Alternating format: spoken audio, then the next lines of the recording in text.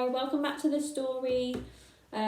We've got to the point where Babe, our sheep pig, has just surprised Farmer Hoggett and is seemingly like a well-trained dog. Farmer Hoggett's keen to give him a go, see if he's any good at herding sheep. I don't think Farmer Hoggett thinks he's going to be very good, but we shall see. We know, having read the book so far, that Babe has some different tactics to those of the dogs, so we shall see what happens.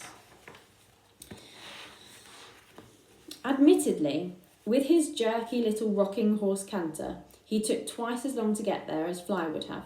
But still, there he was, in the right place, ready and waiting. Admittedly, the sheep had turned to face the pig and were making a great deal of noise, but then Farmer Hoggett did not know, and Fly would not listen to, what they were saying. He called the dog to heel and began to walk with his long loping stride to the collecting pen in the corner. Out in the middle of the paddock there was quite a babble of talk.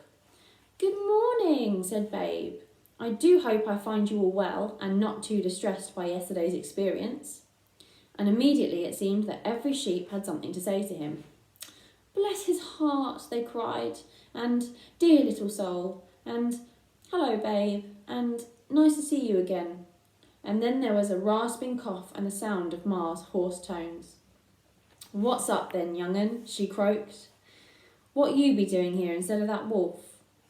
Although Babe wanted, literally, to keep on the right side of the sheep, his loyalty to his foster mother made him say in a rather hurt voice, "She's not a wolf, she's a sheepdog."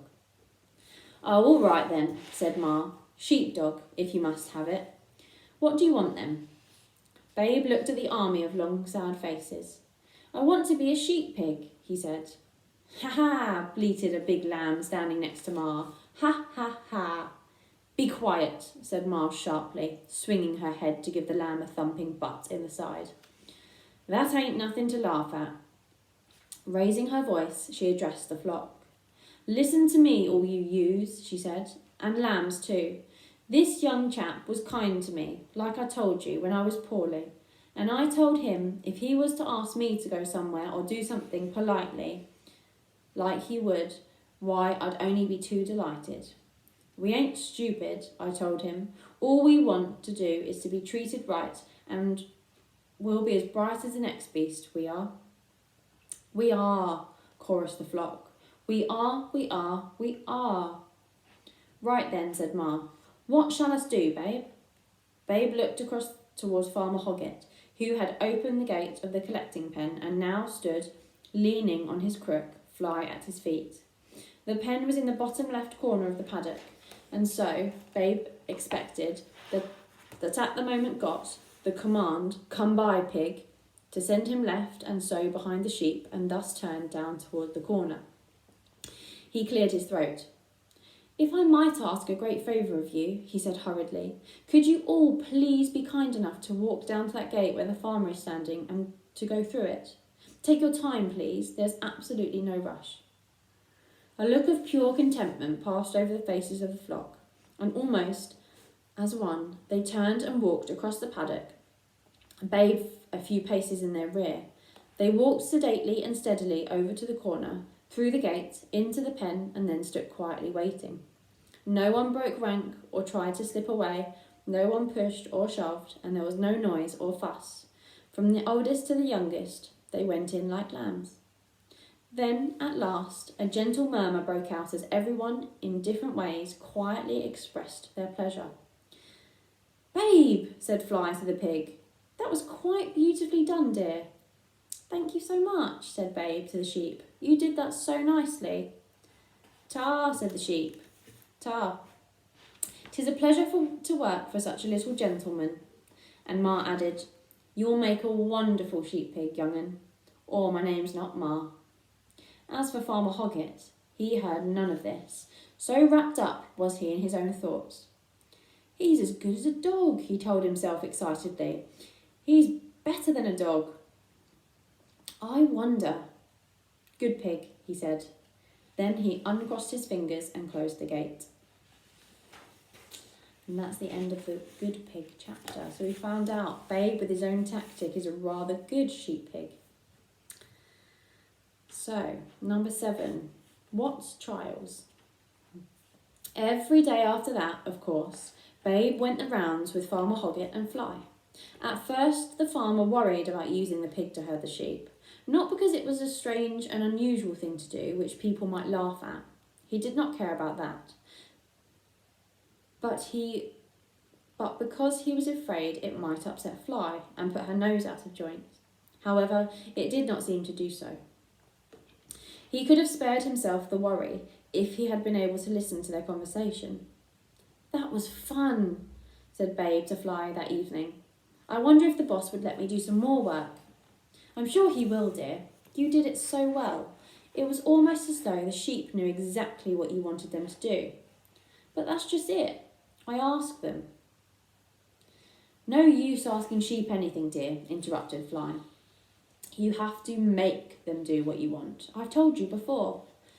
"Yes, Mum, but will you mind if the boss uses me instead of you sometimes?" "Mind?" said Fly. "You bet your trotters I won't. All my life I've had to run after these idiots, up the hill, down the hill, day in, day out. And for sometimes, as far as I'm concerned, you can work them every day. I'm not as young as I was. I'll only be too happy to lie comfortably in the grass and watch you, my babe." And before long, that was exactly what she was doing. Once Farmer Hoggett could see by her wagging tail and smiling eyes that she was perfectly happy about it, he began to use Babe to do some of her work. At first, he only gave the pig simple tasks, but as the days and weeks went by, Hoggett began to make more and more use of his new helper. The speed at which Babe learned amazed him, and before long he was relying on him for all the work with the flock, while Fly lay and proudly watched. Now, there was nothing, it seemed, that the pig could not do, and faultlessly at that. He obeyed all the usual commands immediately and correctly.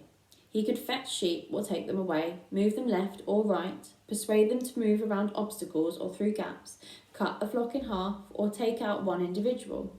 To work on Ma, for instance, there was no need for Hoggett to bring all the sheep down the hill to the collecting pen, or to corner them and catch her by a hind leg with his crook. He could simply point her out to the pig, and Babe would gently work her out of the bunch and bring her to the farmer's feet, where she stood quietly waiting. It seemed like a miracle to Hoggett, but of course it was simple. "Ma?" "Yes, young'un?" "The boss wants to give you some more medicine." "Oh, not again. 'Tis horrible stuff, that. But it'll make your cough better." "Oh, come along, Ma, please." "Oh, all right then, young'un. Anything to oblige you." And there were other far more miraculous things that Babe could easily have done if only the farmer had known. For example, when it was time for the ewes to be separated from their lambs, now almost as big and as strong as their mothers, Farmer Hoggett behaved like any other shepherd and brought the whole flock down to the pens, and took a lot of time and trouble to part them. If only he'd been able to explain things to Babe, how easy it could have been. "Dear ladies, will you please stay on the hill, if you'd be so kind? Youngsters, down you go to the collecting pen, if you please. There's good boys and girls." And it could have been done in the shake of a lamb's tail.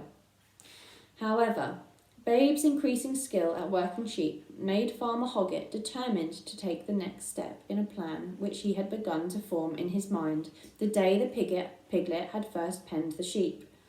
That step was nothing less than to take the pig with him to a local sheepdog trials in a couple of weeks. Only to watch, of course, just so that he could have a look at well-trained dogs working a small number of sheep, and see why they and their handlers were required to do. "I'm daft," he thought, grinning to himself. He did not tell his wife. Before the day came, he put a collar and a lead on the pig. He could not risk him running away in a strange place. He kept him on the lead all one morning, letting Fly do the work as of old. He need not have bothered. Babe would have stayed tight at heel when told, but it was interesting to note the change in atmosphere as the collie ran out. "Wolf, wolf!" cried the flock. every sheep immediately on edge. "Move, fools!" snapped Fly as she hustled and bustled them with little regard for their feelings. "Babe, we want Babe," they bleated. To be sure, the work was done more quickly. But at the end of it, the sheep were scared and trembling, and the dog out of patience and breath. "Steady, steady," called the farmer a number of times, something he never had to say to Babe. Okay, we'll leave it there, and we'll carry on to see just how good Babe is doing tomorrow.